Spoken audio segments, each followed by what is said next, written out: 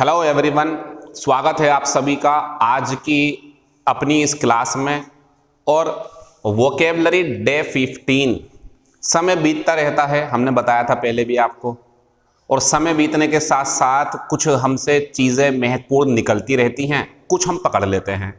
तो ऐसी ही आपकी जो स्टूडेंट्स एक कंपनी है पूरी, एक ये मतलब जो लोग हैं आप छात्र, उनमें से कुछ नज़रअंदाज करते हुए आगे बढ़ रहे हैं, कुछ वीडियोस को देख रहे हैं, कुछ को नज़रअंदाज कर रहे हैं, जी के रीजनिंग सही से नहीं पढ़ रहा है, सिर्फ इंग्लिश पे लगे हुए हैं, या हिंदी पढ़ रहे हैं इंग्लिश नहीं पढ़ रहा है। मतलब कंपटीशन के क्षेत्र में अगर आपने लापरवाही और नज़रअंदाजगी और इर्रेगुलरिटी दिखाई, अगर आपने अनियमितता, कभी पढ़ ली कभी नहीं, तो इसका सज़ा के रूप में आपको मिलेगी ये सफलता। नहीं हो पाओगे आप कामयाब।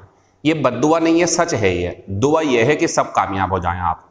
तो हम वोकेबलरी डे 15 पर आ गए, समय का पता भी नहीं चला। और हम ये कह सकते हैं कि अब तक हमारे पास 500 के करीब शब्द पहुंचने वाले हैं। अब क्लास पढ़ाऊंगा जब बात आती है भाई साहब 500 कैसे, हमें तो 15 या 45 450 हो गए। वो 2 क्लास कैसे भूल सकते हो आप? कल की क्लास तो थक गए होंगे आप देखते देखते। 1 घंटा 53 मिनट की क्लास थी, वो दूसरी क्लास उसके अंदर ऐड की गई थी क्योंकि वो दूसरी जगह पढ़ाई मैंने। अब उसे पढ़ लिया आपने तो कोई बात नहीं, लेकिन आप उस पर नहीं हो तो आपके लिए ज़रूरी है ना ये चीज़ें। तो जब सॉल्यूशन होता है उस दिन वीडियो 2 घंटे की भी हो सकती है, तैयार रहना, क्योंकि मेरा मकसद ज़्यादा से ज़्यादा चीज़ें सिखाने का है। एंजॉय करते रहे। हमारा जो सॉल्यूशन था टेस्ट का वो कंप्लीट हो चुका। काफ़ी हद तक बच्चों की ये शिकायत कि सर मुझसे शब्दों का सही यूज़ नहीं हो पा रहा है, काफ़ी हद तक दूर हो गई है।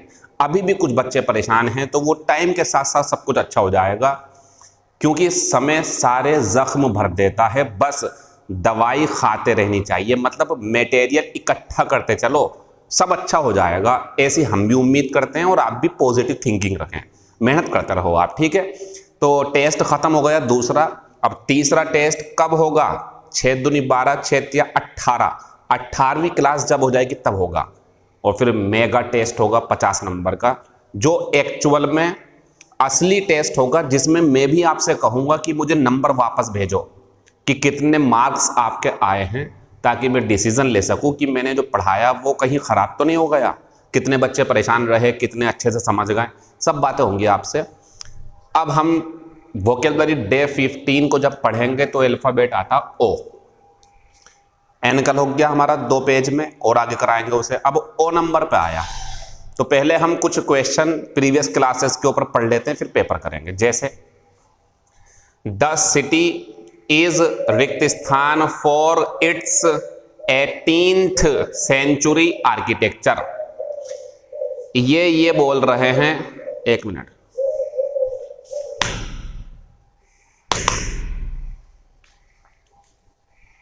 शहर के लिए, किसके लिए? 18वीं शताब्दी का जो आर्किटेक्चर है, मतलब पुराने समय की बिल्डिंग बनी हुई है वहां पर, इसके लिए क्या है वो?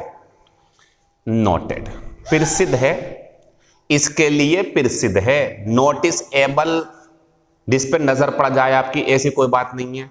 नोटोरियस ऐसा तो कुछ नहीं है। 18वीं शताब्दी का आर्किटेक्चर ये नोटोरियस थोड़ी है कोई, ये भी गलत है हमारा। तो आंसर ये होगा हमारा। हिंदी, शहर प्रसिद्ध है किसी चीज के लिए, कोई दुकान प्रसिद्ध है, कोई व्यक्ति प्रसिद्ध है किसी चीज के लिए, ये भी इशारा है हमारे लिए, तो नोटेड आएगा। क्वेश्चन ये आंसर है पहले का। The damage of my car is hardly noticeable. Noticeable ये कह रहे हैं कि मेरी कार को जो नुकसान हुआ है, मान लो उसमें कुछ लग गया। अब 2 तरीके के नुकसान है, एक कार टकराई और चकनाचूर हो गई, मतलब पता नहीं कितने बुरे तरीके से क्षतिग्रस्त हो गई, तो वो नोटिसेबल हो गया, कोई भी देख लेगा उसे। लेकिन वो इतना कि हल्की सी खरोंच लगी है, पता भी नहीं चलेगा, जिसकी गाड़ी है उसे जाके दे दोगे आप, उसे ये भी पता नहीं चलेगा कि इसमें कुछ कहीं पे खरोंच आई है, कुछ स्क्रैच पड़ा के कहीं पे। ऐसी जो क्षति नुकसान होता है वो नोटिसेबल नहीं है। तो ये है the damage of my car, मेरी कार को जो नुकसान हुआ है, मुश्किल से नोटिस के लायक है, कोई देख ही नहीं पाएगा, मरम्मत की जरूरत नहीं है, देख नहीं पाएगा कोई। ये आंसर रहेगा दूसरा। तीसरा, अमरीश पुरी हैज प्लेड रिक्तिस्थान role in most of the movies. Most of the movies का मतलब ज्यादातर, सब में नहीं कहेंगे हम, क्योंकि कुछ मूवीज में इन्होंने अच्छे रोल भी निभाए। चाहे अगर 100 मूवी करी हो अमरीश पुरी ने, मुगेम्बो जो था, मुगेम्बो खुश हुआ, वो वाला उसकी बात कर रहा हूं मैं। तो जब हमारा ये जो शब्द है अमरीश पुरी की बात कर रहा हूं मैं, तो मोस्ट ऑफ का मतलब है ज्यादातर फिल्मों में। 100 फिल्में करी हो तो 90 में, 80 में इन्होंने नोटोरियस रोल निभाया। निगेटिव रोल बोलते हैं जिसे, नोटोरियस, डाकू या चोर या मतलब गुंडे बन के आए हैं ये, ठीक है। आंसर लगाएंगे हम इसमें नोटोरियस। ऑल वर रिक्त स्थान events that will never be forgotten. All were सभी जो इवेंट्स हैं वो ऐसी हैं कि उन्हें भूला नहीं जाएगा, लंबे समय तक याद रखी जाएंगी। तो ऐसी जो होती ना वो हमारी मोमेंटस होती हैं। क्यों? महत्वपूर्ण, महत्वपूर्ण और लिखा हुआ है इवेंट। मैंने बताया था आपको, चेंज हो, डिसीजन हो, इवेंट हो, ओकेजन हो, ये बदलाव जो होते हैं, इवेंट जो होती हैं, ये मोमेंटस होती हैं, क्योंकि ये बहुत बड़े पैमाने पर असर डालती हैं। तो ये बता रहे हैं सभी घटनाएं जो बहुत ज़्यादा महत्वपूर्ण हैं वो भूली नहीं जाएंगी फ्यूचर में कभी भी। पहले का पहला, दूसरे का दूसरा, तीसरे का तीसरा और चौथे का भी तीसरा आंसर है। नोट कर लेना इन सबको। अब हम आते हैं ओ नंबर पे।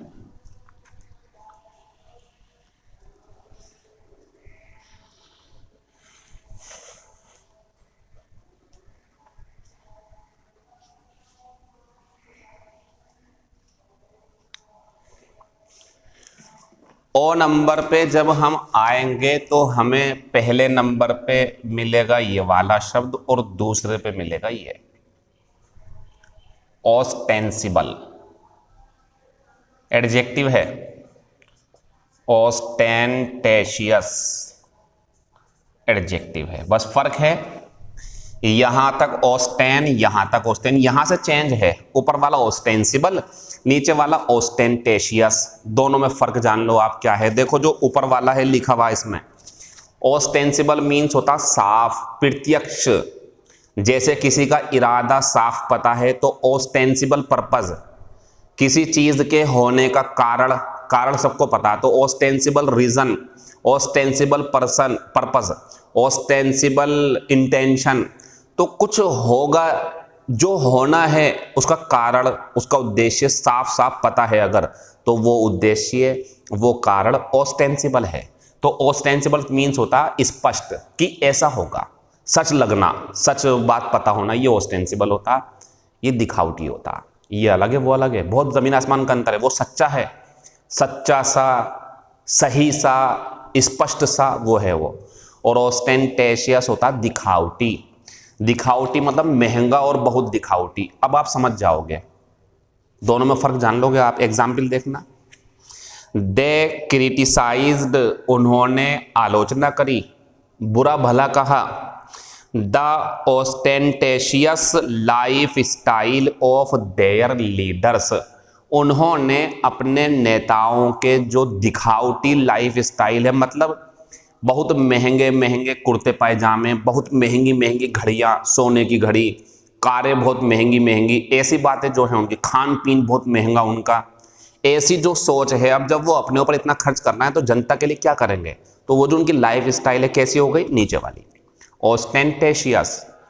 अब एक चीज और क्लियर है, आलोचना करना है। इसमें आलोचना क्यों होगी? ये तो साफ है, इसमें आलोचना होगी जब कोई बहुत ज्यादा महंगा दिखावटी करेगा कुछ, तो यही आंसर इसका। आलोचना करने से आंसर पता चल गया मुझे। उन्होंने आलोचना करी उनके लाइफ स्टाइल की, बहुत महंगा दिखावटी था उनका लाइफ स्टाइल। फिर आगे, ही वियर्स एन ऑस्टेंटेशियस डायमंड रिंग। देखो ये होता है ना, अपने हाथ, पांचों हाथों में अंगूठी पहन ली, सोने की चैन डाल ली गले में, और मतलब दिखावटीपन करने के लिए। या मान लो आपके पास घड़ी है तो घड़ी आपने बहुत महंगी पहन रखी, सोने का उसके अंदर सुई लगी हुई है, ये जो चीज़ें ऑस्टेंटेशियस है। घड़ी से नॉर्मल से भी काम चल जाएगा, लेकिन कुछ महंगा होना बहुत ज़्यादा, ऑस्टेंटेशियस। तो यही है ये। वो एक हीरे की अंगूठी दिखावटी है। अपनी छोटी वाली उंगली में पहनता है। एक बात का ध्यान रखना, जब रिंग हो किसी के फिंगर पे तो होता तो हिंदी में यह है उंगली में अंगूठी पहन रखी मैं, लेकिन आंसर आता ऑन। क्यों होता है ऐसा? आप बताओ, ये जो हमारे पास अंगूठी है हमारे हाथ के उंगली के अंदर घुस गए अंदर इसके, या उंगली के ऊपर है? तो ध्यान रखें, हाथ में घड़ी हो या उंगली पर अंगूठी हो, ऑन लगाना, on the hand, on the finger, ऐसे करके। तो ऑन को गोल करा था मैंने। और अंगूठी डायमंड की है तो महंगी है, ऑस्टेंटेशियस।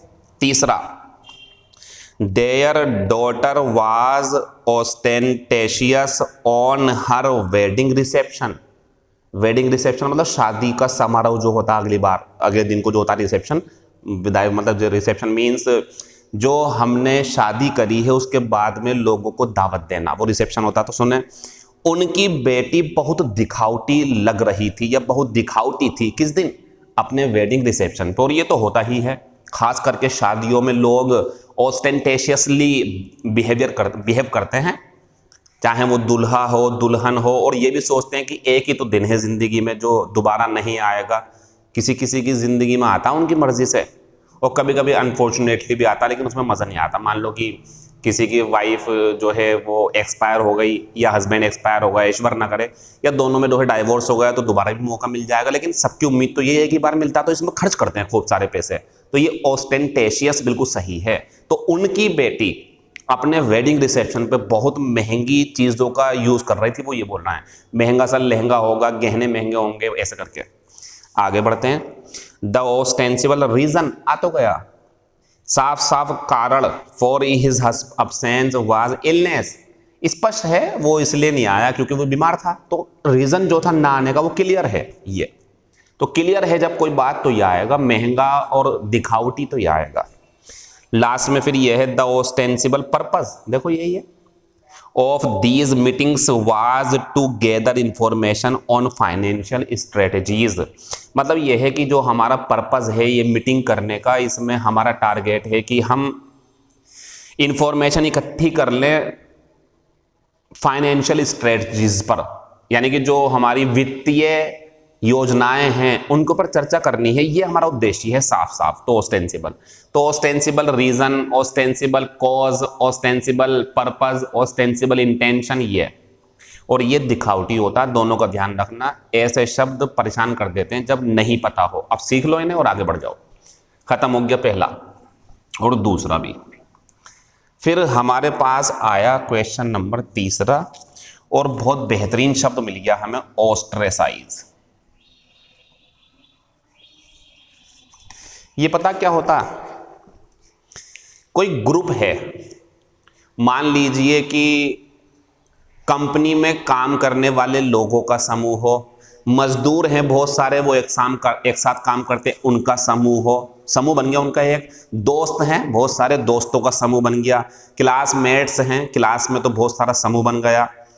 या कोई कमेटी है उसका सदस्य है। तो सुनो, जब एक व्यक्ति कोई गलत गैरकानूनी काम कर दे, वो नियम तोड़ दे कमेटी का, दोस्ती का, स्कूल में जो है गलत काम कर दे, तो उसे निकाल देंगे कि भाई तो हमारे साथ का नहीं है अब। तो सुनो, अपने ग्रुप से अलग कर देना कि हम तेरा साथ नहीं देंगे, यानी कि समाज से बहिष्कृत कर देना, दोस्ती के ग्रुप से बाहर कर देना, हम इसका साथ नहीं देंगे, ये अच्छा नहीं है। तो इसे बोलते हैं ऑस्ट्रेसाइज।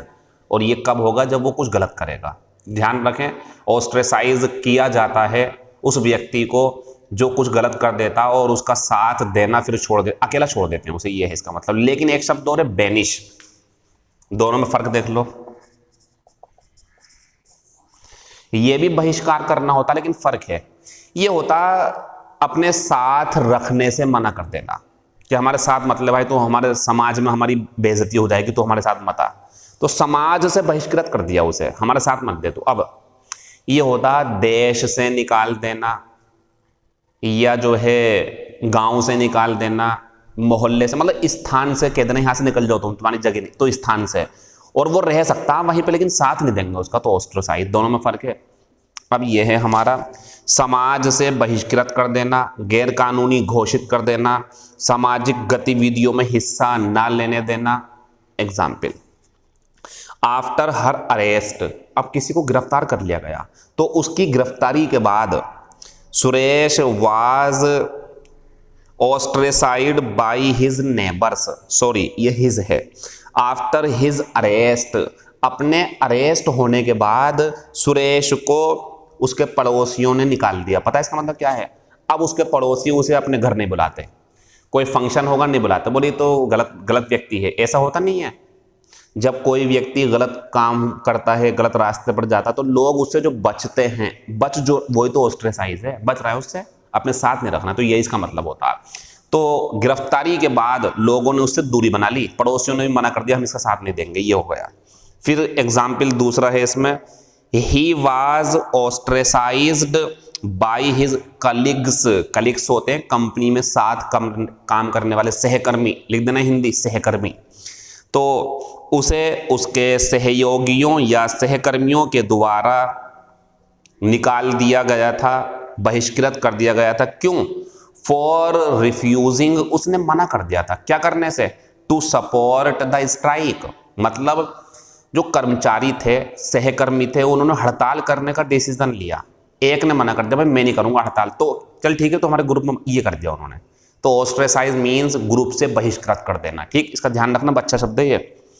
आते हैं हम 4 नंबर पे, बहुत अच्छा शब्द था। दोनों में फर्क क्या है? ये होता बोलचाल बंद कर देना उससे, साथ ना देना, और ये होता स्थान से निकाल देना उसे। इसके बाद में 4 नंबर और 5 नंबर के जो शब्द हैं वो यहां से बने हुए हैं, ऑफिस।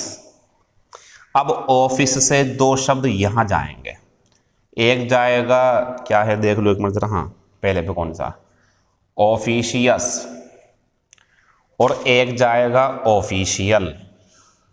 मतलब इससे बने हुए हैं, हल्के हल्के से इसे हटा दो यहां से, अभी नहीं, देख लो आप। ये एक हो गया ऑफिशियस, एक हो गया ऑफिशियल। ऑफिशियल पता क्या है? जब आप कभी कोई मैसेज मिला आपको कि एसएससी डिपार्टमेंट या कोई सा भी यूपीएससी या यूपी ट्रिपल एससी ने ये घोषणा करी है कि एग्जाम आगे बढ़ गया है, तो आप उस पर तुरंत यकीन कर लेते हो। मत करे करो यकीन, पहले उसकी ऑफिशियल वेबसाइट पे जाओ।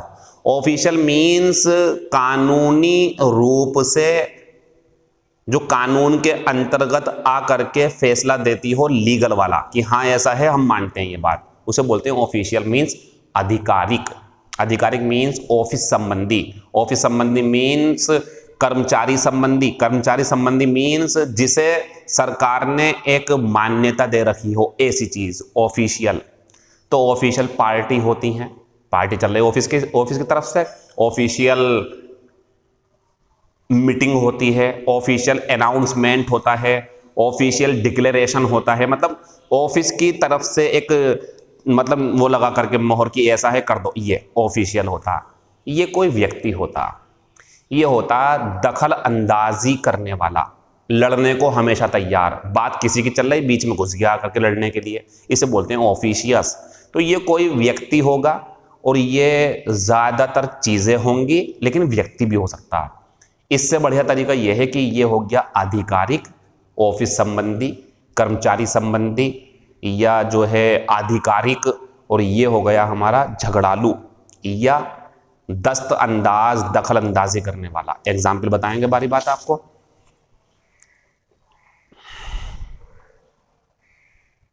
ठीक, शुरू कर देते हैं, दोबारा सुन दो। दखल अंदाजी करने वाला और ये ऑफिस से संबंधित। अब शुरू करते हैं। अच्छा, अगर मैं कहूँ इस टाइम जो मैं ये टी शर्ट पहने हुए हूँ, क्या ये ऑफिशियल ड्रेस है? तो कह सकता हूँ नहीं। शर्ट होती, शर्ट हो, पैंट हो, वो होती है ऑफिशियल। जींस पहनना, शूज़ भी होते हैं, स्पोर्ट्स शूज़ पहनना, ये तो स्पोर्ट्स वाले खेल के लिए, ऑफिशियल नहीं है। ऑफिशियल मतलब जो ऑफिस में ड्रेस पहनते हो लोग, ऑफिशियल मीन्स होता है उसका। तो ऑफिशियल का मतलब ये है। अब आते हैं एग्जाम्पल पे। द ऑफिशियल रिपोर्ट, सही है, रिपोर्ट कहाँ से आई है? वो ऑफिस की तरफ से आई है। The official report basically exonerated everyone. इसका मतलब ये है किसी ऑफिस में लोगों के ऊपर आरोप लग गया कि तुमने भ्रष्टाचार करा है, तुमने रिश्वत ली है, ठीक है, ये लग गया। अब उनके ऊपर जो है मतलब कि मुकदमा चला।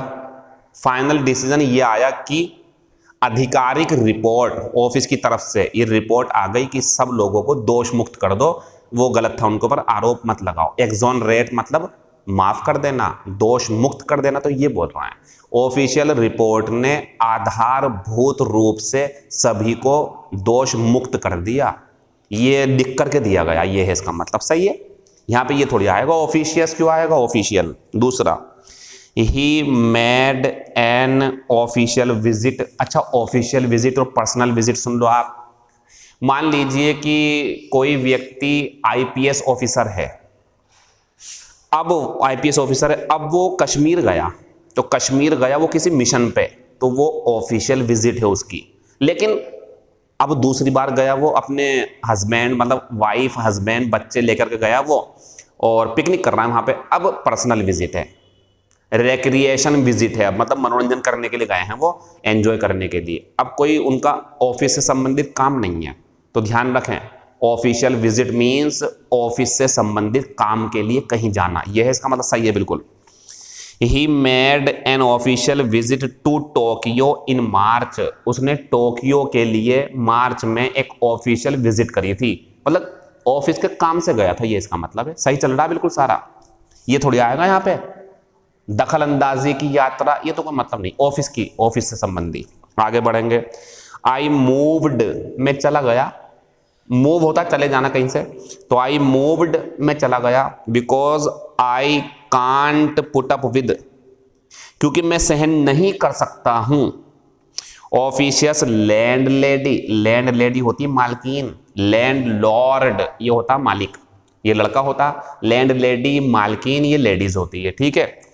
एनी लॉन्गर मीन्स और, पता है इसका मतलब क्या होता है एनी लॉन्गर का मतलब? जैसे मैं पढ़ा रहा हूं आपको और मैं कह दूं कि अब मैं नहीं पढ़ा पाऊंगा और ज्यादा, बस यही रोक दूंगा क्लास, तो मैं बोलूंगा I will not teach you any longer. Any longer means अब आगे को नहीं पढ़ाऊंगा मैं कुछ भी काम, कि भाई मैं अब तुम्हारे साथ नहीं रह सकता, बहुत टाइम हो गया, अब मुझे जाना पड़ेगा, तो I will not be any longer with you, अब मैं तुम्हारे साथ और नहीं रह सकता। तो और जो होता आगे को उसके बाद चला, तो यही बोल रहा है यहाँ पे, ये मैं वहां से चला गया क्योंकि मैं उस दखल अंदाज करने वाली मालकिन का साथ नहीं, अब नहीं बर्दाश्त कर सकता मैं उसे। बर्दाश्त करना होता पुट अप विद, अब बर्दाश्त नहीं कर सकता, मतलब पता क्या है, मैं रह रहा हूं, मैं रात को 12 बजे आ गया, मैं सुबह को 2 बजे आ गया, मतलब जो सुबह हो जाती है, मैं रात को 3 बजे आ गया, मैं सुबह को जो है 10 बजे आ गया, कोई मुझे रोकने टोकने वाला नहीं है, तो मकान मालिक अच्छा है, अच्छा मतलब सही है।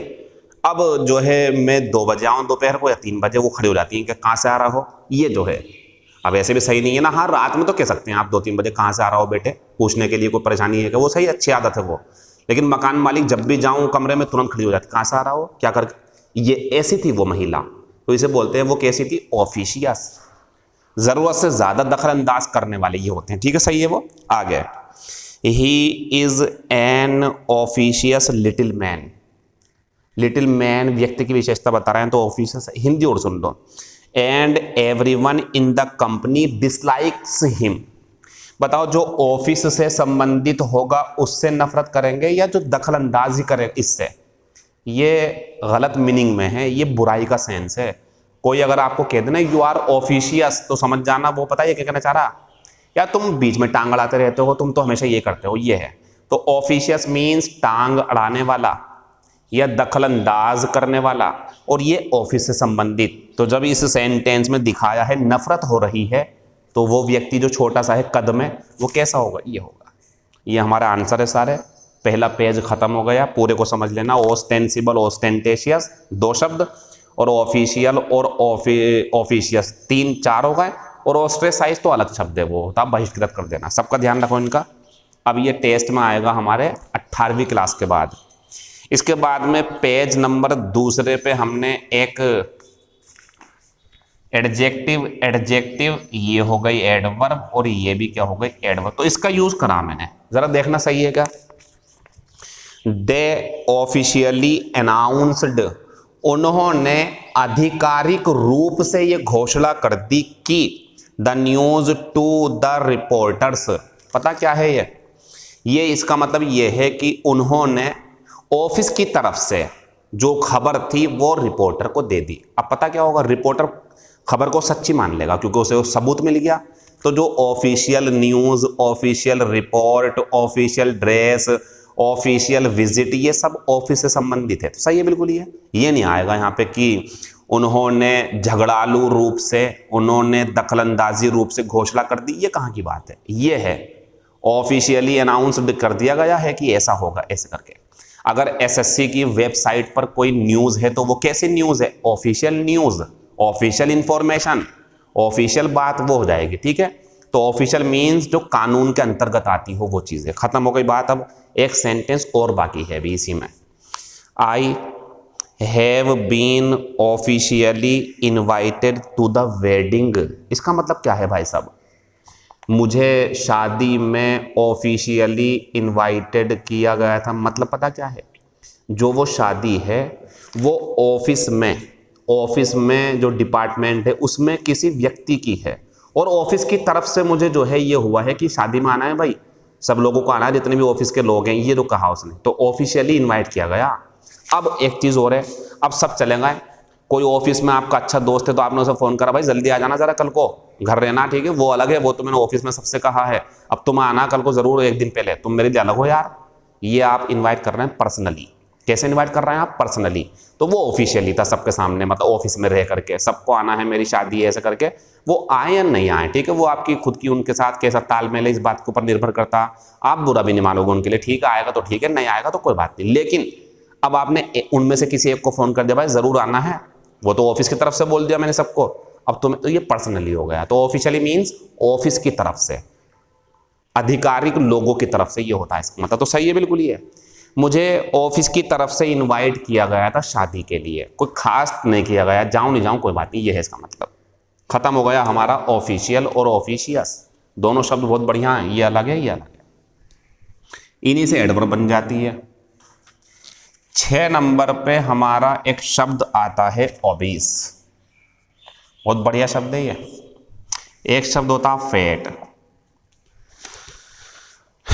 देखो, जब कोई व्यक्ति भोजन खाता है और वो मोटा होने लगे, तो मोटा होना भी अलग अलग तरीके का होता है। एक होता है नॉर्मल से मोटे हो गए, हेल्दी, सही है, चलो फैट चढ़ गया, थोड़ा सा रनिंग कर ली, रेस मार दी, स्विमिंग कर ली, एक्सरसाइज, कम हो गया, ठीक है, तो फैट चढ़ा था उसके ऊपर, वो फैट था, मोटा था वो। लेकिन ये ओबेस इससे भी ऊपर आता। ओबेस एक बीमारी भी होती है।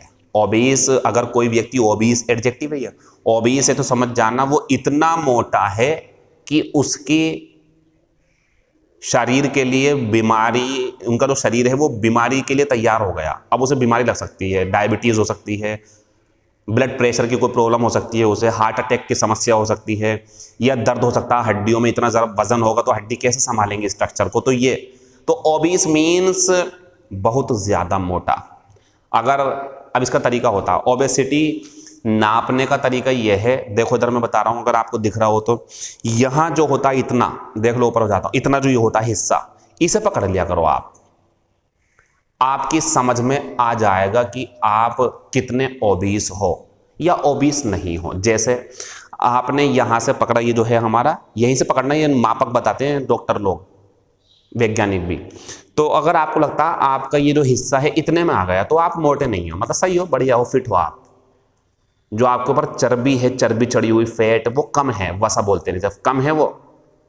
अब मान लो आपने पकड़ा इतना मोटा हाथ में, अरे भाई चर्बी इतनी मोटी आ रही, थोड़े आप मोटे हैं। अब आपने हाथ डाला, पकड़, देखो सुनो, पकड़ने की कोशिश कर रहे हैं, पकड़ में नहीं आ रही, आप बहुत ज़्यादा मोटे हो, ओबीस हो आप, और ये आपके लिए बुरी बात है, अच्छी नहीं है कोई, ये बुरी बात है, ये आपको इसे कम करना चाहिए। हेल्दी रहने के लिए रेस वगैरह मारो ऐसे करके। बाकी अगर ये है सर 4 दिन की चांदनी, फिर तो पता नहीं कहाँ जाएं, मरी जाएंगे, कुछ पता थोड़ी ज़िंदगी का, तो खाएंगे खूब, तो वो भी सही है, खाओ, मज़े करो, एंजॉय करो, आप अपनी अपनी पसंद है हर किसी की।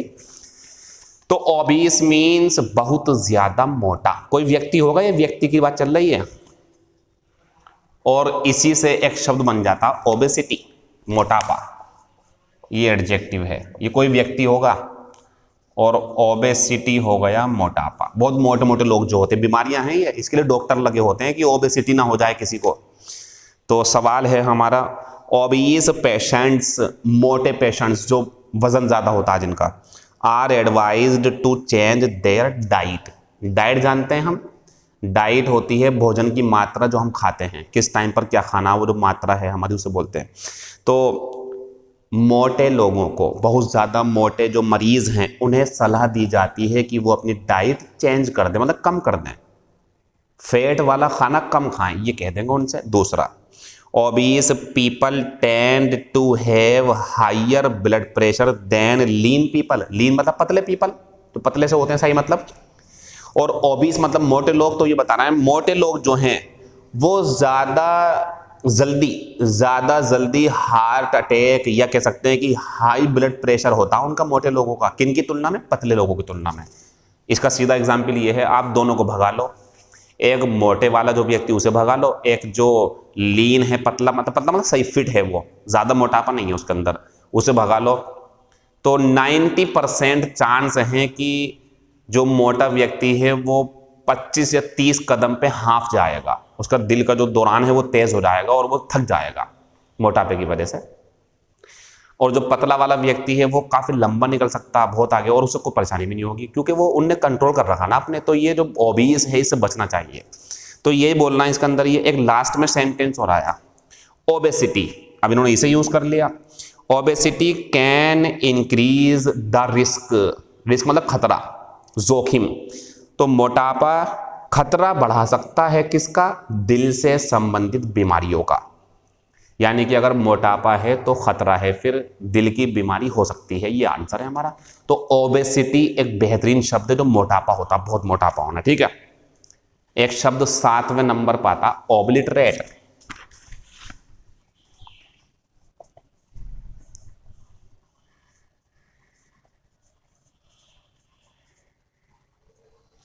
ओ वाले चलना है ना हमारा, ओ वाले। ओब्लिटरेट क्या है, जो हमारा द्वितीय विश्व युद्ध हुआ था उसमें 2 परमाणु बम 2 जगह गिराए गए थे, हिरोशिमा और नागासाकी पर। और जब वो गिरे थे ना तो वो दोनों शहर ये हो गए थे। ओब्लिटरेट तहस नहस हो जाना, नामो निशान मिट जाना वहां से। तो किसी स्थान पर बमबारी से, आग लगने से, कोई साइक्लोन चक्रवात आ गया, भूकंप आ गया और तहस नहस हो गया, लोग मर गए बड़ी मात्रा में, बहुत ज्यादा नुकसान हो गया, खत्म ही हो गया समझ लो लगभग, ऑब्लिटरेटेड हो गया वो, ऑब्लिटरेटेड। तो इसकी हिंदी होती है नामो निशान मिटा देना, नष्ट कर देना, या इसका दिमाग में जो हमारी मेमोरी होती है ना, मेमोरी, हमने उसे दिमाग से निकाल दिया, खत्म कर दिया बिल्कुल।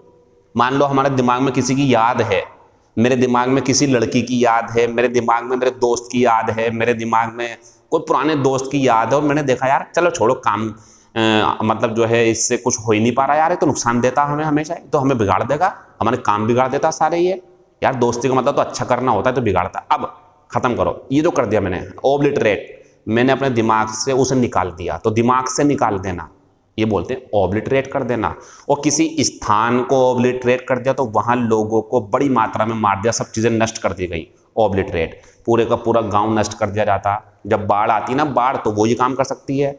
चक्रवात आ गया तो कोई जो समुद्र का बीच है वो खत्म हो सकता है। तो ये होता है ओब्लिटरेट, मीन्स नामो निशान मिटा देना, खास करके स्थानों के लिए, और दिमाग की मेमोरी भी ओब्लिटरेट कर सकते हैं। जैसे the village was obliterated in the war, सही तो है बिल्कुल। युद्ध में गांव का नामो निशान मिटा दिया गया। एक बम गिर गया वहां पे, सही से बड़ा सा परमाणु बम या कोई सा भी, खत्म कर दिया सबको, पूरा गांव मर गया, पता नहीं कुछ था नहीं था वहां पे, तहस नहस कर दिया, ये ओब्लिटरेट हो गया। दूसरा, ये निगेटिव सेंस में आएगा, ये बर्बादी है, बर्बादी। अब अगला, everything that happened that night, हर वो चीज जो उस रात हुई थी। तो ये जो भी चीज उस रात हुई थी, ये एक हमारी पास्ट की घटना है ना हमारे दिमाग में। अब वाज ओब्लिटरेटेड फ्रॉम हिज मेमोरी, ये है, तो देखो, तो उसकी जो मेमोरी है उसमें से वो निकाल दिया गया, मतलब ये भूल गया वो सब कुछ, उन्हें नजरअंदाज कर दिया उसे, चलो छोड़ो खत्म करो जो हो गया, ये इसे बोलते हैं ओब्लिटरेट कर देना। तो हर वो चीज जो उस रात हुई थी उसे उसके मेमोरी से हटा दिया गया, नामो निशान मिटा दिया, उसे ध्यान ही नहीं क्या हुआ था, ये इसका मतलब। तो हमारे पास ये दो चीजें हैं, कहीं पर बम गिर जाए, गोलाबारी हो जाए, युद्ध हो जाए, कोई तूफान आ जाए, तो वो शहर जो है कैसा हो सकता है, वो ऑब्लिटरेट, नष्ट हो सकता है पूरा का पूरा, ये इसका मतलब है। फिर इसके बाद में जो हमारा शब्द है 8वें नंबर पे, वो भी बहुत बेहतरीन है, इसका ध्यान रखना, बहुत आता है पेपर में ये, ऑब्सेस्ड, और एक होती है ऑब्सेशन। ये होता जुनून, ये होता जुनूनी। मतलब अगर आप किसी काम के लिए, किसी खेल के लिए, किसी व्यक्ति के लिए ऑब्सेस्ड हो, मतलब आपको वो 24 घंटे चाहिए, वो चीज़ आपको चाहिए अपनी नज़रों के सामने, आप बस बहुत ज़्यादा चाहते हो उसे, इसका मतलब ये होता है जुनूनी हो आप उसके लिए कि मुझे मिल जाए वो चीज़। किसी व्यक्ति के लिए भी हो सकते हैं, चीज़ के लिए भी हो सकते हैं, किसी काम के लिए हो सकते हैं जो आपको पसंद हो। और ऑब्सेशन, ऑब्सेशन मीन्स होता है जुनून होना, वो जो आपका अंदर है उस चीज़ के लिए। तो ये हो गए हमारे एग्जाम्पल, ये है चस्का लगा हो जिसे, चस्का लगा हुआ किसी चीज़ का, या अगर कोई व्यक्ति किसी चीज़ या किसी व्यक्ति से ऑब्सेस्ड है तो वह सिर्फ उसी के बारे में सोचता रहता, कुछ और नहीं सोचता, ये ऑब्सेशन होता। सनकी होना, जुनूनी होना, ऊब जाना भी होता, ऊब गए, इतना ज़्यादा उसके साथ रह रहे हैं किसी चीज़ के, ऊब गए, उससे परेशान है, कैसे छोड़ें, ऐसे भी हो सकता। ऑब्सेशन फितूर, फितूर या जुनून। मान लीजिए कि आप अपने बच्चे हैं छोटे छोटे से आपके घर में, कोई भतीजा भतीजी या बेटा, आपको वो अगर नहीं दिखे तो परेशान हो, और कहाँ के मुझे जल्दी से मतलब बुला के लाओ, तो दिल कर रहा देखने का, ये जो है ऑब्सेशन है, आप ऑब्सेस्ड हैं उस चीज़ के लिए, ऑब्सेशन है आपको, किसी लड़की लड़के के लिए, चीज़ के लिए, कार के लिए हो सकते हैं, अपने पैसों के लिए होते हैं बहुत सारे लोग। एग्जाम्पल, वाई आर, सवाल कर रहे हैं, why are people so obsessed with money, लोग पैसों के लिए इतने पागल क्यों हैं, सनकी क्यों हैं, इतने पैसा क्यों चाहते हैं, बस पैसा मिल जाए, पैसा मिल जाए, 24 घंटे पैसा, ये जो चीज़ है। तो जब आप 24 घंटे किसी चीज़ की चाहत करते हो तो आप कैसे हो गए, ऑब्सेस्ड, और आपके अंदर क्या चीज़ है, ऑब्सेशन। दूसरा, he was obsessed with American gangster movies, सही है, इसका मतलब ये समझो आप, जब भी वो कभी मूवी देखना चाहता है, मूवी देखता है, या कोई कहे मूवी देखने के लिए, तो पता कौन सी मूवी देखने जाता है वो, रोमांटिक नहीं, लड़ाई वाली नहीं, युद्ध वाली नहीं, उसे अमेरिका के जो गैंगस्टर हैं, जो वहाँ के लूट खसोट मचाने वाले हैं, गैंगस्टर मतलब जो बदमाश हैं, उनकी मूवी बहुत पसंद है उसे। तो ऑब्सेस्ड मीन्स उसे ये चाहिए, बस ये वाली मूवी, और कुछ नहीं चाहिए उसे, ये इसका मतलब रहता। इसके बाद में लास्ट में आता फिर, दे वर ऑब्सेस्ड बाई हर सॉन्ग, वो उसके गाने के द्वारा ऊब गए थे, या उसके गाने के बहुत ज़्यादा शौकीन थे, ये बन जाएगा इसका मतलब। विद भी आती है और बाई भी आती है। तो ऑब्सेस्ड का मीनिंग क्या है हमारा, पागल होना किसी चीज़ के लिए, और वो जो पागलपन है हमारे अंदर वो ऑब्सेशन है। ध्यान रखना, मूवीज़ वगैरह में बोल सकते हैं इसे, कहीं ना कहीं यूज़ हो जाएगा ये। लास्ट में फिर 9 नंबर पे एक शब्द आएगा हमारा, ऑब्ट्यूज।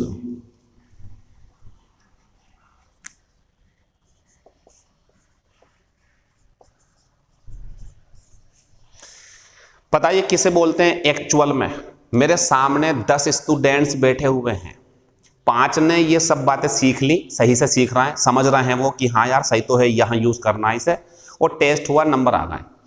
अब कोई ऐसा है कि सिखाया मैंने सब कुछ, लेकिन 20 में से 2 नंबर आए, 3 नंबर आए, 4 या 5 नंबर, सीख ही नहीं पा रहा, तो वो जो दिमाग है उसका, वो जो व्यक्ति कैसा, वो ऑब्ट्यूज है। इसे बोलते हैं मंदबुद्धि। मंदबुद्धि कौन सा, मतलब पागल नहीं, मतलब जो चीज़ों को देर से सीखता, ये है जो चीज़ों को देर से सीखता। और ये कभी कभी लोग जानबूझ के करते हैं।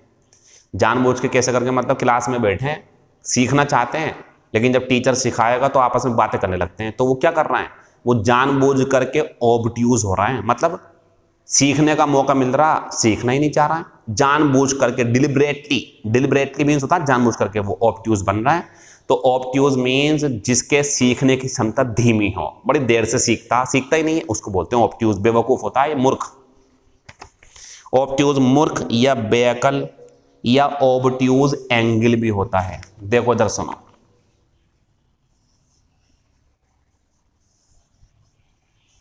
ये न्यून कोण होते हैं, न्यून कोण 90 डिग्री से बीच के, 90 और 100 के, 90 और 0 के बीच के।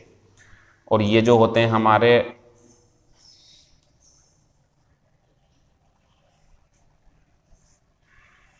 ये 90 डिग्री और 180 डिग्री के बीच के जो कोण है ना, ऑब्ट्यूज एंगल बोलते हैं। 90 डिग्री से ज्यादा और 180 डिग्री से कम लिखा हुआ है इसमें, तो ये ऑब्ट्यूज एंगल भी होता है, कोण। ठीक है, अब चीजों को मुश्किल से समझने वाला ये होता, तो एग्जाम्पल है he is being deliberately obtuse, वो जानबूझ करके मूर्ख बन रहा है। अच्छा खासा दिमाग है, सीख सकता, सीखना ही नहीं चाह रहा, तो ये है वो जानबूझ करके मूर्ख बन रहा है। डिलिबरेटली होता है जानबूझ करके, होशो हवास में है लेकिन सीखना नहीं चाह रहा, इसे बोलते हैं।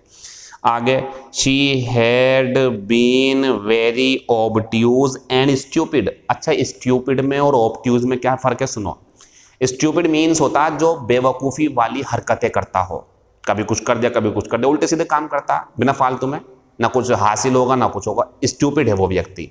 ऑब्ट्यूज वो जो सीख नहीं सकता, वो सीखने के लिए है ऑब्ट्यूज, और वो गलत काम करता है उल्टे सीधे, तो दोनों अलग हैं। तो she had been very obtuse, वो बड़ी बोढ़ंग सी, मतलब कि बोड़म सी रही है। बोड़म नहीं बोलते, बोड़म है यार, ये तो कुछ सीखता ही नहीं है, डल बोलते हैं डल, तो वो यही है।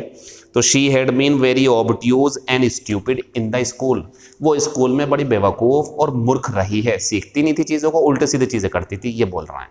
इसका ध्यान रखने, सब शब्दों को मैं बता रहा हूँ आपको, सबका यूज़ पूछूंगा मैं आपसे। और मेगा टेस्ट में 50 नंबर का आएगा, तो हर पेपर में से जो हर क्लास है, class number 1, class number 2, 26 class, 2-2 number का, 3-3 नंबर का आएगा। तो हर पेपर को सही से पढ़ते रहो, पुरानी क्लासेस रह गई हो तो उसे नोट करके आगे बढ़ो। और 13 दिन और बाकी हैं आपके, फिर आपको दिख जाएगा कि आपने क्या सीखा। और मैं आपको मेगा टेस्ट में जो टेस्ट दूंगा वहां से फिर बताऊंगा कि आपको कितने नंबर लाने चाहिए थे। अभी तो मैं कुछ नहीं कहता, लेकिन सीखते चलो आप इन सब चीज़ों को। एक शब्द और हमें मिला नया सा, ये हो गया खत्म हमारा। शब्द आया 11 नंबर पे, ऑक्यूपाई।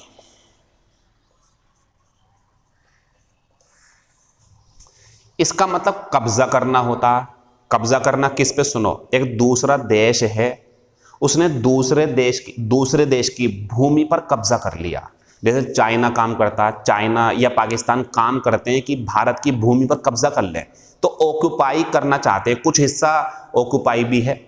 ऑक्यूपाई जो ये आपने सुना होगा ना, ऐसे करके मुझे ध्यान नहीं है, परिरक्षित क्षेत्र, वहाँ ऑक्यूपाइड आएगा, ऑक्यूपाइड लैंड, उनने वो भूमि छीन ली हमसे या छीनना चाहता। तो ऑक्यूपाई मीन्स भूमि पर कब्जा कर लेना, एक बात हो गई। दूसरी बात, जब आप कभी ट्रेन में जाते हो, तो जब आप ट्रेन की सीट पर बैठ जाते हो तो आपने सीट को ऑक्यूपाई कर लिया। ऑक्यूपाई आपने ले लिया वो सीट, तो इसकी हिंदी होती स्थान लेना, स्थान पर कब्जा करना। या कोई चीज़ है अगर और वो कुछ स्थान घेर रही है, मान लो ये चारपाई पड़ी हुई है सामने, चारपाई, और ये जो स्थान घेर रही है, तो मैं कह सकता हूँ the cot is occupying a large area, ये चारपाई एक बड़ा क्षेत्र घेरे हुए है। तो घेरना, जगह घेरना, कब्जा करना, ये होता ऑक्यूपाई। एग्जाम्पल क्या है देख लेते हैं, या इसका एक मीनिंग और है।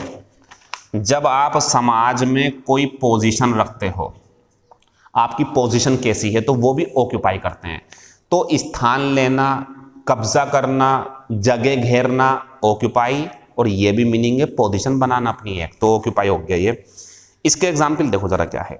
All physical objects.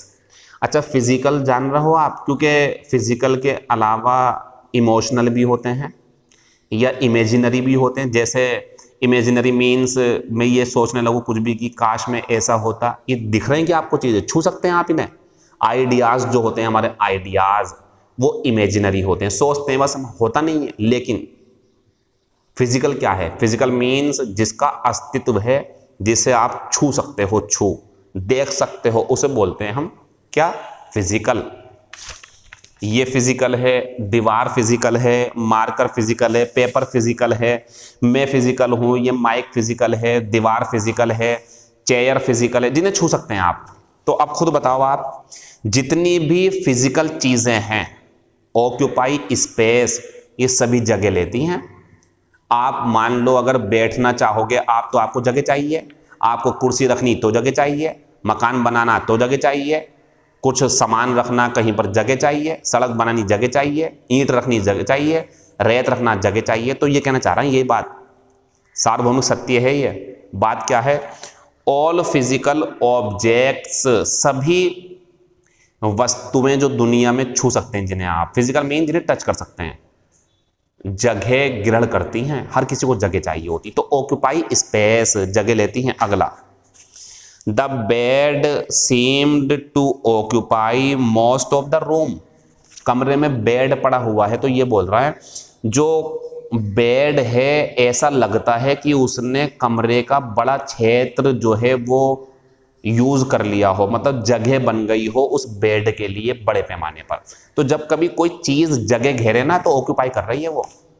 जैसे मैं कहूं कि ये कुर्सी जो है यार, ये हटाओ यहां से, ये तो बड़े जगह घेर रही है, तो ये तो बोल रहे हैं आप remove the chair because it is occupying a large area, हटाओ यहां से, इसे बड़ी जगह घेर रही। जगह घेरना ये होता ऑक्यूपाई, सही है बिल्कुल। अगला, man still occupy more positions of power than women, तो पोजीशन आ गई।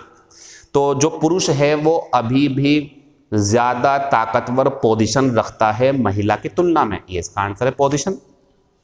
तो जगह रखना पोजीशन क्या है तुम्हारी, या जगह घेरना जो होती है एक्चुअल में, तो आएगा ऑक्यूपाई। अगला, यूएस फोर्सेस, अमेरिका की forces now occupy a large part of the country. इसका मतलब क्या हुआ? इसका मतलब यह है कि जो देश का बड़ा हिस्सा है उस पे यूएस फोर्सेस ने कब्जा किया हुआ है, मतलब वहां तैनात है वो सेना, उस जगह पर जो है यूएस आर्मी, यूएस फोर्सेस तैनात हैं, वो रहती है वहां, जगह घेर रखी उन्होंने, ये इसका मतलब है। तो ऑक्यूपाई मीन्स क्या होता है? जगह घेरना, जगह कब्जा कर लेना, जगह पर सीट पर बैठ जाना, बेड ने जगह घेर ली, चारपाई ने, ये ऑक्यूपाई कर जाती हैं, ठीक है। इसके बाद में एक शब्द आता है बहुत छोटा सा, जो सब जानते हैं, वो होता ओवेशन। आपने सुना नहीं? ये बात दिखा रहा था मैं कि स्टैंडिंग ओवेशन दी गई है उसे, परफॉर्मेंस चल रही होती हैं, जज होते हैं, जज जो फैसला देते हैं वो खुश हो जाते हैं, खड़े हो जाते हैं वो, और बहुत ज़्यादा एग्जेजरेट कर देते हैं मामलों को, हाइपर दिखाने के लिए। आपने देखा होगा जो इंडियाज़ बेस्ट ड्रामेबाज बच्चों के जो नाटक चलते हैं, मतलब वो जो होते हैं सीरियल, तो उसमें शिल्पा शेट्टी जो थी वो सीढ़ी पर चढ़ती थी, सीढ़ी पर, मैंने देखा, हंसी भी आती, अब तो मैच्योर होगा ना, बच्चों को अच्छा लगता है, लेकिन वो सीढ़ी पर चढ़ी, सीढ़ी पर चढ़ के बोला ऐसे करके, पता नहीं क्या क्या बोलती हैं, वो बहुत ज़्यादा आगे ले जाना होता है उन्हें अपने, कि तुमने बहुत अच्छा करा, बहुत अच्छा करा, इतना अच्छा करा कि देखो इतना ऊंचा सॉल्यूशन। तो ये जो होता है ना हमारा ओवेशन, ये होती जय जयकार, तालियों के साथ बहुत ज़्यादा तारीफ करना। तो स्टैंडिंग ओवेशन होती है खड़े होकर तारीफ करना, बेटे वाकई में तुमने अच्छा करा। अगर मान लीजिए आपने परफॉर्मेंस दी, डांस करा, गाना गाया, मैंने बोल दिया बहुत अच्छा रहा बेटे, बहुत अच्छा गाया, ठीक है, तारीफ हो गई। दूसरा है जज, उसने कह दिया बहुत शानदार बेटे, मज़ा आ गया, मेरा दिल खुश हो गया, बढ़िया। तीसरा बस कुछ नहीं, खड़े हो गए, ये सबसे ऊपर आ गए, खड़ा हो गया वो सबसे ऊपर, आपने मजबूर कर दिया उन्हें खड़ा होने के लिए, इसमें ज़्यादा तारीफ है आपकी। तो स्टैंडिंग ओवेशन बहुत ज़्यादा तारीफ। Example, the singer got a 10 minute standing ovation, मतलब ये है कि जो सिंगर है उसने 10 मिनट तक स्टैंडिंग ओवेशन प्राप्त करी। जो जज थे वो 10 मिनट तक खड़े रहे, भाई खड़े रहो भाई, कुछ परफॉर्मेंस दी है इसने, शांत हो गए, मंत्र मुग्ध, कुछ बोल ही नहीं पा रहा, खड़े हो गए बस, इसे बोलते हैं स्टैंडिंग ओवेशन। ये समझ गए होंगे आप, टीवी में दिखाते हैं, give A round of applause, वो ताली बजा के वो करते हैं, वो कह देंगे ना अगर ओवेशन दो इन्हें, तो सब खड़े हो जाएंगे वहां पे, स्टैंडिंग ओवेशन। इसके बाद में जो दो शब्द आने वाले हैं उसमें ग्रामर भी है और वर्ड पावर भी है, ठीक है, उन्हें देख लो आप, इसका ध्यान रखना सही से, प्रशंसा होती है बहुत ज्यादा।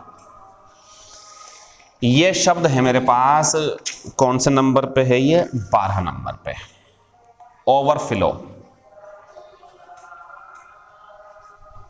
और 13 नंबर पे शब्द है ओवरफ्लाई। सबसे पहली बात ये होता है बहना। बहना मीन्स पानी का बहना, शहद बह जाए, तेल बह जाए, दूध बह जाए किनारों पे, मतलब द्रव पानी के लिए खास करके। तो नदी जब किनारे से निकल जाए, आपने गिलास में पानी भरा, ज़्यादा भर दिया, साइड में से गिर गया, तो ओवरफ्लो मीन्स होता है छलककर साइड में गिर जाना, किनारों पर से निकल जाना। इसकी सेकंड फॉर्म का खास ख्याल रखना आप। इसकी सेकंड फॉर्म जो होती है वो ओवरफ्लोड होती है, ये बहुत आती है पेपर में। और थर्ड फॉर्म होती है ओवरफ्लोड।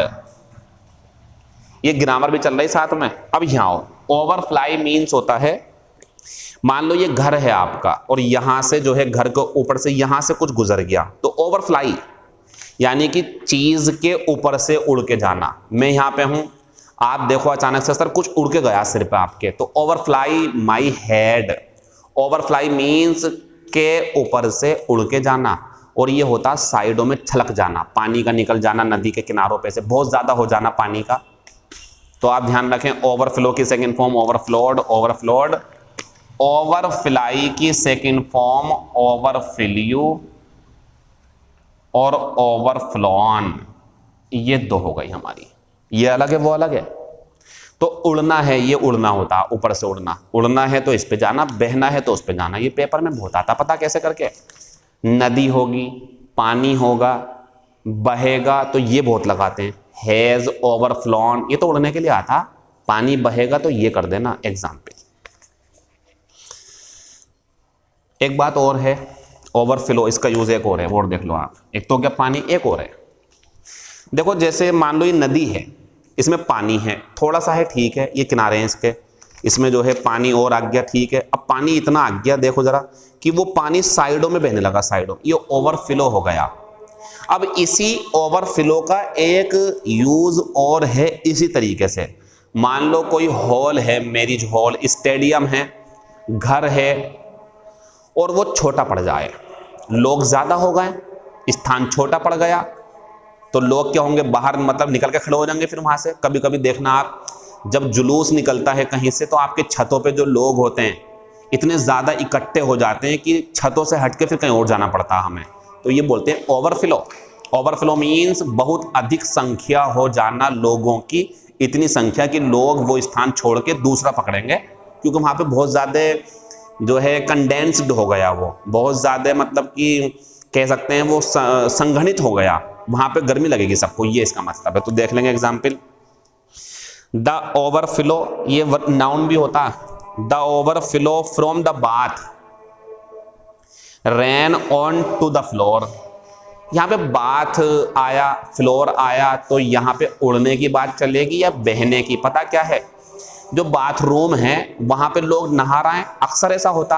अब जो छींटें होती, छींट वगैरह या पानी भर गया अगर, तो वो बाहर आ गया पानी, तो ये बोल रहा है ये कि जो नहाने की छींटें या नहाने का पानी है वो फर्श पर आ गया। सही है, बिल्कुल ओवरफ्लो आएगा नाउन के रूप में। फिर एग्जाम्पल है हमारी, द रिवर हैज ओवरफ्लोन, ये लगाया था मैंने। इट्स बैंक्स, बैंक्स होते हैं किनारे, तो मैंने काट के सही करा, फिर ये पेपर में आ सकता है आपके। द रिवर हैज ओवरफ्लोड करो आप ये, क्योंकि हैज के बाद में थर्ड फॉर्म कौन सी आएगी? ये वाली आएगी। इन्होंने लगा रखी ये वाली, तो गलत है ये। तो देखें जरा, the river has overflowed it banks. एक बात बताओ आप, जो नदी है वो उड़ेगी क्या?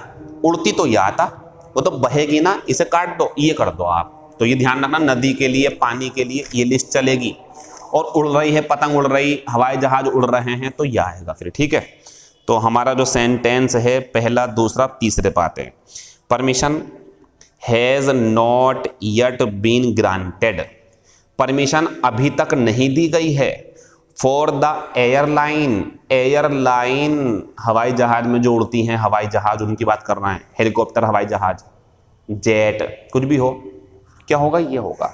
तो टू ओवरफ्लाई सही आ गया बिल्कुल, ये नहीं आएगा अब, ये तो बहने के लिए आता, ये उड़ने के लिए आता। तो ये बोल रहा है अभी तक कोई भी अनुमति नहीं दी गई है एयरलाइन को यहां से ऊपर उड़ाने की। आपने देखा होगा जब कभी दो देशों में मतभेद हो जाता है तो वो देश बोल देता कि हमारे देश के ऊपर से हवाई जहाज न गुजरे, आपका रास्ता देखो दूसरा वाला, ये उसने मना कर दिया, ओवरफ्लाई मत करना हमारे ऊपर से, तो ओवरफ्लाई उड़ना होता। तो ये हमारे 3-4 सेंटेंस होगा। इसके बाद में एक शब्द और है, jails and temporary detention camps. पता है डिटेंशन कैंप क्या होते हैं?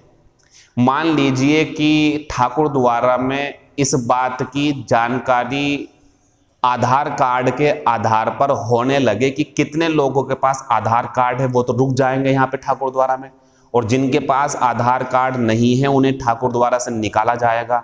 अब सब लोग परेशान कि कहाँ जाएंगे एकदम से। तो फिर ये कहेगा कोई व्यक्ति कि एक काम करो, ठाकुर द्वारा के जो लोग आधार कार्ड दिखा देंगे वो तो रुक जाएंगे अपने अपने घरों में, लेकिन जिनके पास आधार कार्ड नहीं होगा उन्हें डिटेंशन कैंप में डाल देंगे, डिटेंशन कैंप में, और धीरे धीरे उन्हें निकाल दिया जाएगा। एकदम से परेशानी हो जाएगी उन्हें।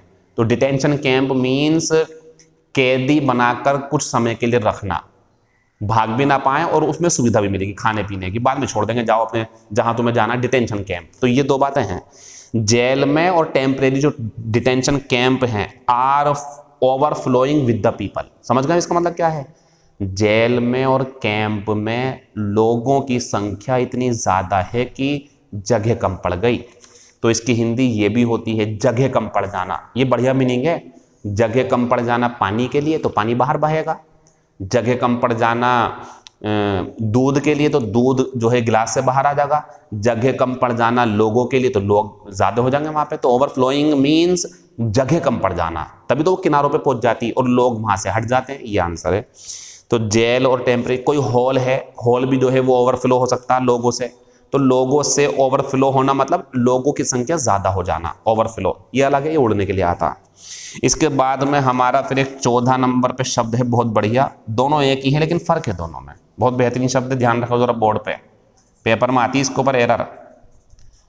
ये भी ऑपरेट, ये भी, लेकिन इसमें ऑन होता। समझ लो जरा अब आप।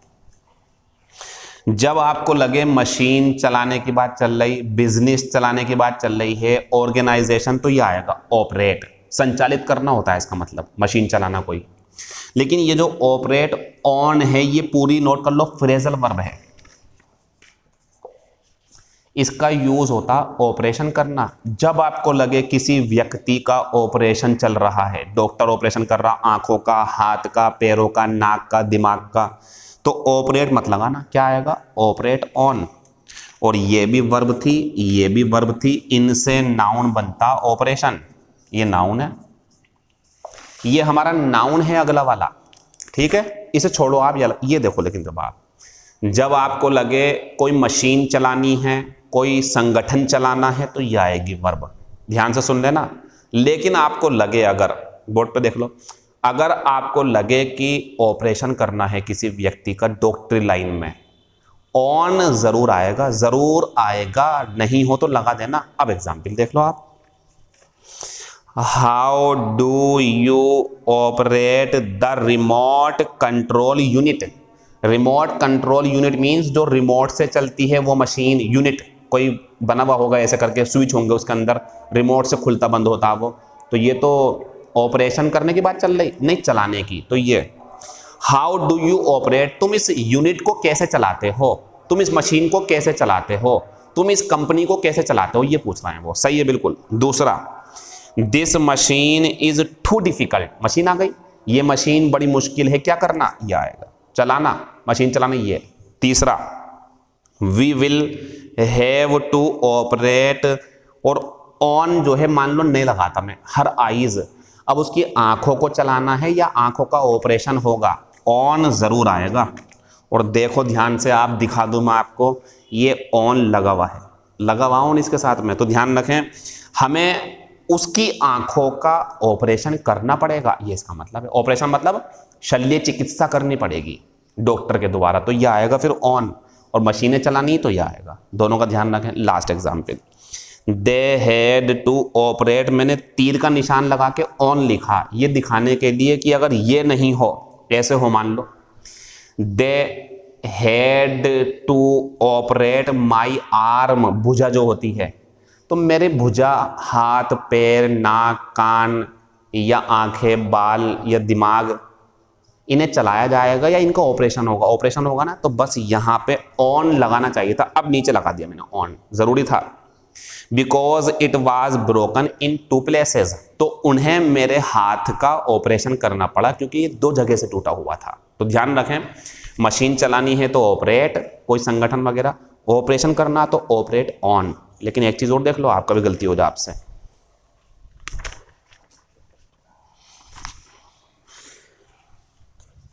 कभी ऐसा आ जाए देख लो, फिर गलत क्या होगे वरना आप। दिस मशीन इज ऑपरेटेड, ये हो गया मान लो, तो यह मशीन चलाई जाती है, तो ये हो गया ऑपरेटेड बाय मी, ये भी सही है, मेरे द्वारा। तो प्रीपोजिशन बाय मी हो गई, मेरे द्वारा, वो तो पैसिव वॉइस में है। लेकिन एक चीज और देखो, आप जरूर देख लेना, बोर्ड पे काम आ जाएगी। This machine is operated on diesel. अब ऑपरेट के साथ में क्या आ गया, ऑन आ गया। तो भाई साहब क्या मैं इसका मतलब ये निकाल लूं कि ये मशीन डीजल का ऑपरेशन करती है? थोड़ी समझदारी लाओ आप और सुनो। कोई मशीन डीजल से चलती है, पेट्रोल से चलती है, आग से चलती है, सिलेंडर की जो गैस होती है सीएनजी जो होती है, एलपीजी से चलती है, या सीएनजी जो होती है आजकल चल रही है उससे चलती है, या केरोसिन से चलती है, कोयले से किससे चलती है? तो ऑन क्यों, इसके ऊपर निर्भर करती है। और निर्भर जब होते हैं ना तो ऑन आता, कहते नहीं depend on, depend on, depend upon. तो मेरी बात समझो जरा सही से क्या बोल रहा हूं मैं, सुनो दोबारा से। ऑपरेट मशीन चलाना, ऑपरेट ऑन ऑपरेशन करना, ठीक। लेकिन ऑपरेट ऑन ईंधन, ईंधन है तो ये ऑपरेशन करना नहीं है, बल्कि ये तो ये है पर, डीजल पर चलती है ये मशीन, डीजल पर चलाई जाती है, पेट्रोल पर चलाई जाती है, ऐसे करके बोलते हैं। तो कार हो, मोटरसाइकिल हो, कोई मशीन हो, किस पे चलती है? ऑन, ईंधन पर। तो ये ऑन ये वाला है क्या? ना, ये तो ऑपरेशन वाला है, वो अलग है, डीजल पर पेट्रोल पर। तो उसे गलत मत कहना, कभी काट दो उसे आप।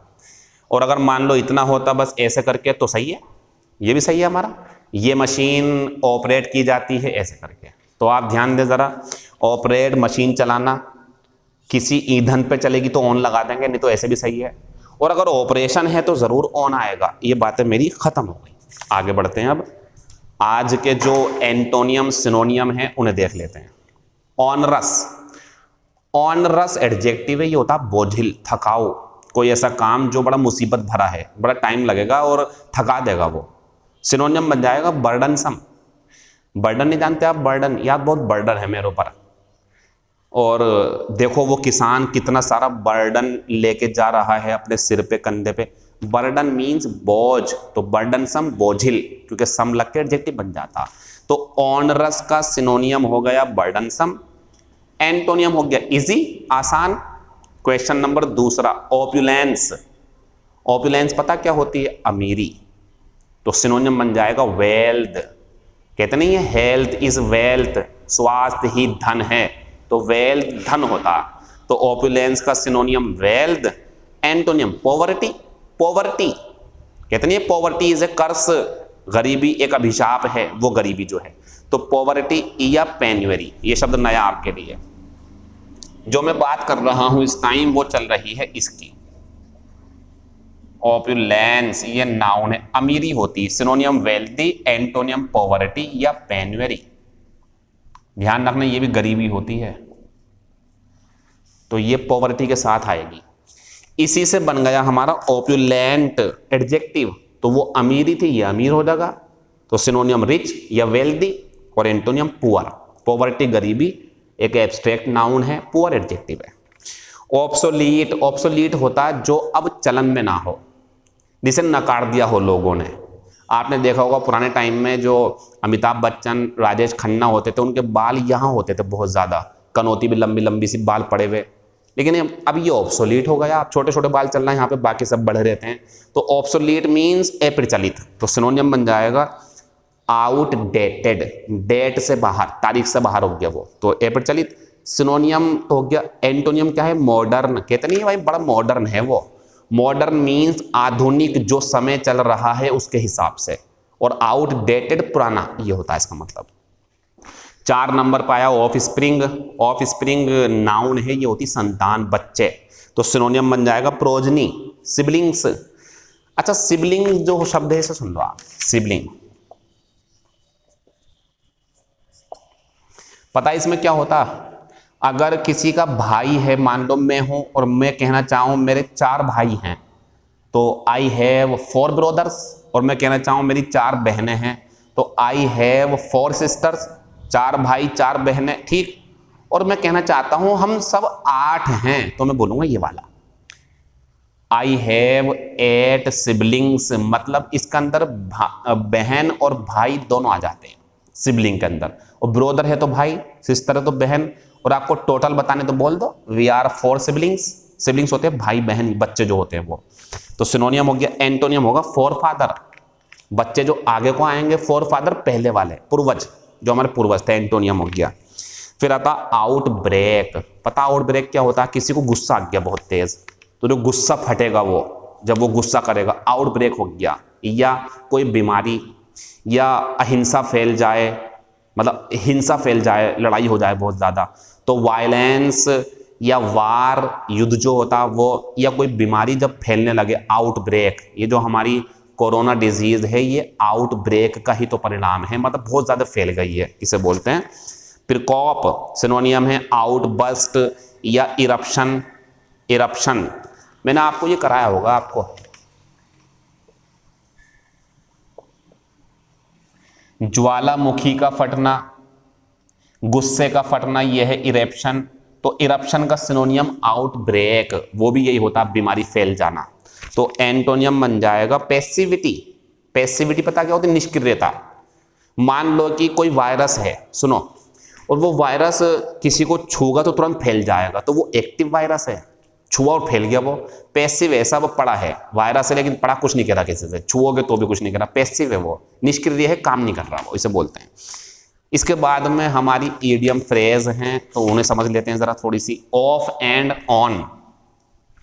अब मान लीजिए एक स्विच है, कोई आपका स्विच, कभी आप इसे खोल रहे हैं कभी बंद कर रहे हैं, तो ये हो गया कभी कभार, यानी कि कभी हाँ कभी ना, ऐसे करके तो आंसर बन जाएगा। इरेगुलरली या इंटरमिटेंटली, शब्दों को याद कर लेना सबको, इरेगुलरली अनियमित रूप से या इंटरमिटेंटली।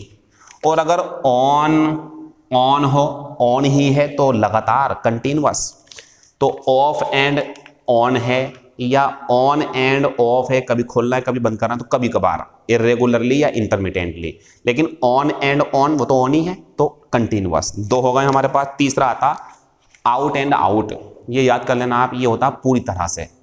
और भी आए आपके पास में पूरी तरह से, सुन लो कौन कौन सा आया था। एक आया था lock comma stock and barrel, L वाले में आया था ये, लॉक स्टॉक एंड बैरल, ये भी पूरी तरह था। एक जो था हमारा अभी आया था एन वाले में कल या परसों, नेक एंड क्रॉप, ये भी कंप्लीटली था, और ये भी हमारा आउट एंड आउट कंप्लीटली है पूरी तरह। फिर आता ऑन द रॉन्ग, रॉन्ग का ध्यान रखना, on the wrong side of 50, 60, 70, ये एक तरीका है उम्र बताने का।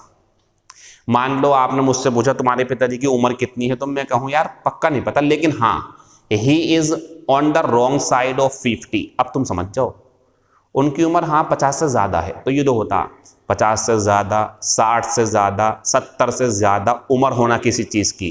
या कोई पेड़ है, मान लो पेड़ 50 साल पुराना है, तो कहना चाह रहा है भाई 50 साल से भी ज़्यादा का है, तो बोल दो this tree is on the wrong side of 50, 50 साल से भी ज़्यादा का है। मतलब जब किसी की उम्र 50 से ज़्यादा, 40 से ज़्यादा बोलनी हो तो एक इडियम्स है, he is on the wrong side of 40, तो 40 साल से ज़्यादा, 50 तो 50 साल से ज़्यादा, तो एक इडियम से ये लिखी हुई है।